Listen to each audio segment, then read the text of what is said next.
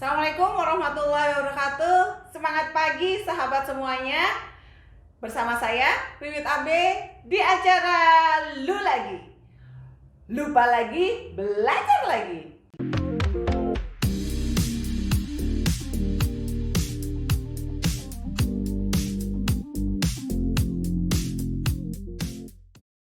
Kali ini kita akan membahas terkait komunikasi bisnis yang efektif.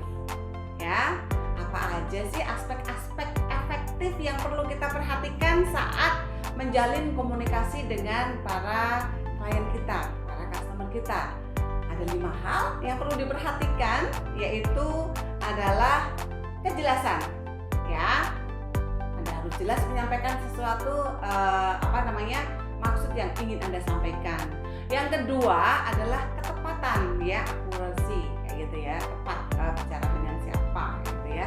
Kemudian konteksnya, ya, konteksnya kalau kita bicara berkomunikasi dengan pihak lain, dengan customer kita, konteksnya apa nih, ya, itu harus jelas, ya. Kemudian yang keempat adalah alurnya, alur dalam kita melakukan komunikasi, ya, flow-nya, kayak gitu ya.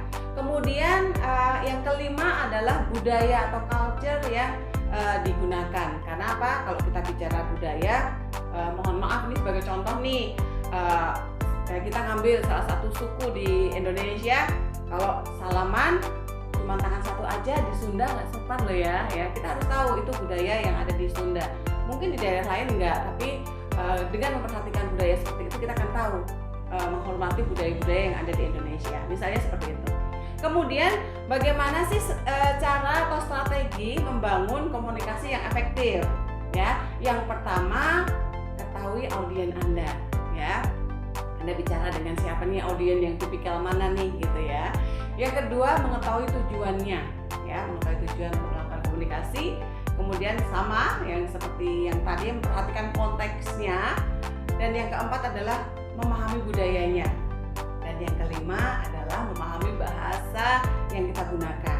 Jadi pada waktu kita bicara dengan lawan bicara, ya, pastinya ini paham nggak dengan yang kita sampaikan, dari daerah mana nih, kayak gitu ya. Nah, kalau kita bicara penggolongan komunikasi ada 2 nih, ya. Yang pertama ada verbal dan non-verbal communication, ya. Dan yang kedua adalah komunikasi dengan tulisan, ya, seperti itu. Nah, di part 1 ini kita akan membahas terkait tentang verbal dan non-verbal communication, di mana setiap orang yang di sini memiliki gaya komunikasi yang berbeda. Jadi gaya tersebut, ya, mempengaruhi cara mereka berbicara, berbisnis, bernegosiasi, hingga mengambil suatu keputusan bisnis yang tepat, gitu ya. Kemudian di sini kita memperhatikan, ya, perhatikan bagan gambar yang saya tampilkan ini saya ambil dari Gerald L. Martin and Berry dengan Selling Today A Personal Approach di tahun 87, ya, di page 99. Kita lihat di sini, ya, gaya komunikasi melalui lingkaran personal approach, ya. Yang pertama, typical introvert people focus, ya. Ini digunakan sebagai support system, sebagai pendukung, ya, bisa dilihat di sini. Kemudian yang kedua, typical introvert task focus. Biasanya yang tipikal di sini adalah suka berpikir nih, melamun, fokus kepada kerjaan, ya. Kalau ketemu tipikal ini, kalau nggak penting-penting amat jangan ngajak main-main, ya. Orangnya tipikalnya serius, gitu ya. Kemudian yang ketiga, extrovert people focus. Di sini biasanya yang tipikal ini gampang nih meluapkan emosi, kayak gitu ya. Dan yang keempat adalah extrovert task focus. Di sini biasanya tipikalnya sukanya action, suka instruksi, mengarahkan, ini tolong itu, kayak gitu ya. Nah, sekarang kita bisa mengidentifikasi gaya komunikasi dengan 5 pertanyaan nih, ya, dengan gaya yang bisa kita pelajari. Yang pertama, bagaimana sih mereka berpakaiannya, gitu ya. Kemudian apa latar belakang mereka. Yang ketiga, bagaimana kita melihat ruang kerja mereka, ya. Kemudian yang keempat, kata-kata apa yang cocok untuk menggambarkan mereka. Ya, di sini kita pelajari. Dan yang terakhir adalah seperti apa mereka berbicara, gitu, kepada kita, ya. Sekarang kita mempelajari nih. gaya komunikasi kalau dilihat dari cara berpakaiannya. Ya, ini saya memberikan contoh ya. Ada 4 tipe nih ya. Tipe direktif ya. Direktif itu tipe konservatif. Yaitu saya ambil contoh nih, di sini ada Jeff Bezos ya dari Amazon ya. Kemudian ada tipikal kedua, emotif atau tipe E. Itu biasanya suka warna-warna cerah nih ya. Saya ambil contoh nih artis kita ya. Benar atau salah nanti kita cross check lagi ya. Atta Halilintar ya dengan produknya AHA, dengan perusahaan AHA-nya gitu ya. Yang ketiga tipe R, reflektif. Tipenya tipikal gigi ya. Kita ambil dari Mark Zuckerberg ya, pemilik Facebook, IG, WA gitu ya. Di sini tipikal gigi gitu ya. Kemudian kalau kita dari tipikal yang keempat adalah supportive, tipe S, tipikalnya casual ya. Kita lihat artis kita, Raffi Ahmad misalnya dari Rans Entertainment.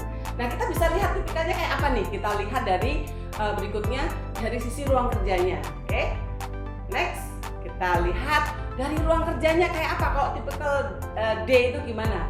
Ya, dari sisi mejanya luas ya, ruangannya bersih gitu ya, ada jamnya gitu ya, karena disiplin orangnya, ada penghargaan yang banyak. Wah, dengan tipikal direktif ini kita ketemu gitu ya. Kemudian tipikal emotif kayak apa ya? Biasanya kalau tipikal emotif, mejanya berantakan gitu ya, ruang mejanya berantakan. Ada piala sih gitu ya, ada poster, ada gambaran orang terkenal di ruangannya gitu ya. Kalau tipikal reflektif adalah ada sertifikat, ada simbol penghargaan, ada tumpukan kertas yang banyak gitu. Dan tipe yang terakhir, tipe suportif ya, suasana rumah ya, di meja kerja ada foto keluarga, ada kenang-kenangan gitu, ada poster ya. Dari situ jadi Anda bisa melihat, membedakan termasuk gaya yang mana nih gitu ya. Kalau dari sisi gaya bicara, tipikal D ya, direktif itu ngomongnya sukanya keras nih, ngomongnya cepet, respon ya, responsif ya, sedikit menggunakan intonasi suara agak keras ya, kemudian memerintah dengan perkataan gitu ya. Kalau tipikal emotif, suaranya keras, bicara cepat, responsif, banyak juga, jadi istilahnya menggunakan intonasi suara juga. Kalau emotif bicaranya lebih ramah ya, istilahnya lebih flow mungkin seperti itu. Kalau untuk tipikal reflektif tipe R ya, suaranya pelan, berbicaranya lambat gitu ya, merespon dengan istilahnya hati-hati di tipikal reflektif ini, takut nanti tersinggung gitu ya, orang lain tak ajak ngomong tersinggung, itu sangat hati-hati ya. Tidak ada intonasi suara yang terlalu keras gitu ya. Kemudian sering berbicara menggunakan bahasa baku ya, formal gitu ya, ngomong sama misalnya timnya, ngomongnya formal banget gitu ya. Nah, yang terakhir adalah tipe suportif ya. Dari sisi gaya bicara tipikal suportif, suaranya pelan, berbicaranya melambat ya, agak lambat gitu, merespon dengan hati-hati juga gitu ya. Terus kemudian sedikit intonasinya sedikit lebih ini ya, lebih pelan gitu ya, berbicaranya dengan sangat halus ya. Nah, sekarang Anda tipikal yang mana nih? Resek ya gitu ya. Kemudian kalau dari asosiasi kata, tipe D ini lebih ke arah kendali, tipe E lebih ke arah optimis, tipe R nanti lebih ke arah logis gitu ya. Kemudian kalau tipe S lebih mudah bergaul kayak gitu ya. Nah, oke. Kalau sekarang komunikasi verbal itu elemen yang perlu diperhatikan di sini adalah artikulasi ya. Kemudian namanya apa ya? Audibility atau variasi volume kayak gitu ya. Kemudian diction, pemilihan katanya itu pas gitu ya. Kemudian fluency, kelancaran pada waktu kita berkomunikasi dengan pihak lain. Kemudian intonasi ya, ada pitch, ada tinggi nada dipengaruhi sama emosi gitu ya.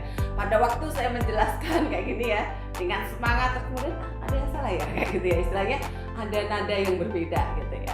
Kemudian ada pace, itu di sana ada semacam kecepatan berbicara yang diperlukan untuk menyampaikan pada waktu berkomunikasi. Yang kedelapan ada color.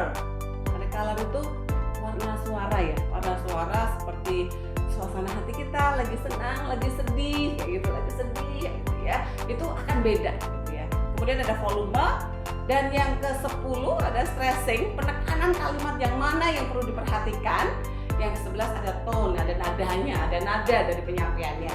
Nah, sekarang Anda bisa lihat nih sebagai penutup ada Anda bisa lihat di bagian ini bagaimana komunikasi nonverbal dalam lingkarannya. Ya, ini saya ambil dari Health Guide Organization, dari facial expression, dari eye contact, ya, kontak mata, dari postur, dari touch dan gestur, ya, istilahnya bahasa tubuh. Nah, itu bagian dari materi kita kali ini. Nah, materi verbal dan nonverbal communication kita cukupkan di sini dulu ya. Kita lanjutkan video materi selanjutnya terkait written communication. Stay tune terus di channel Wiwit Abe. Jangan lupa like, komen, dan subscribe untuk perbaikan video-video berikutnya. Terima kasih. Assalamualaikum warahmatullahi wabarakatuh.